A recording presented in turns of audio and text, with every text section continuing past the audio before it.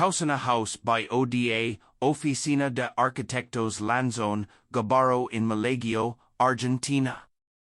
Located on a corner lot of 2,500 square meters, the house rests horizontally in the mountain landscape. The organization of the construction arises from thinking of it in three parallel strips with well-defined characteristics. To the south, the first strip is solid and closed, with limited perforations that frame scenes of the distant landscape. The central strip is neutral and open, ready to adapt to the different uses of the family.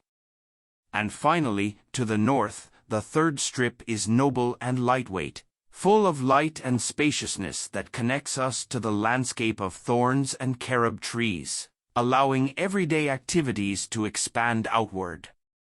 A small break and displacement of the strips define the social and the private, allowing gradients of intimacy. Entering the house is the result of this stagger. Many houses within the same house, closed and open, solid and lightweight, neutral and noble.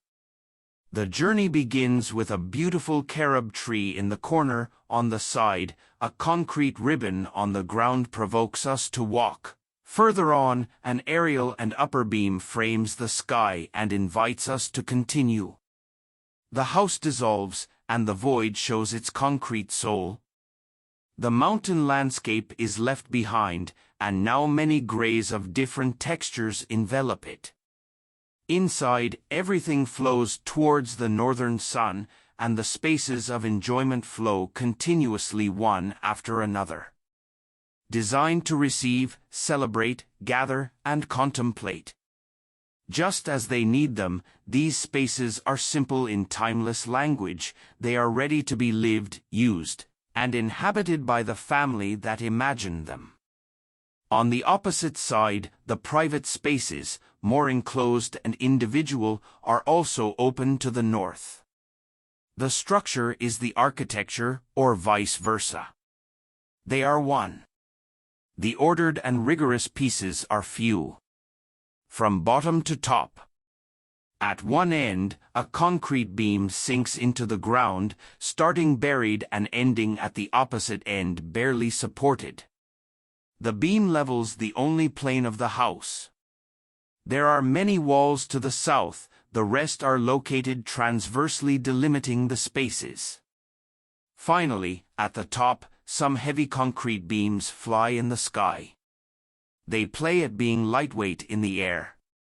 They finish off gray and forceful, long and continuous, underlining the blue sky. Together, they emphasize the horizontality of the construction. Playing with the contrast of meanings between heavy, the material, the solid, and ethereal, the immaterial, the void.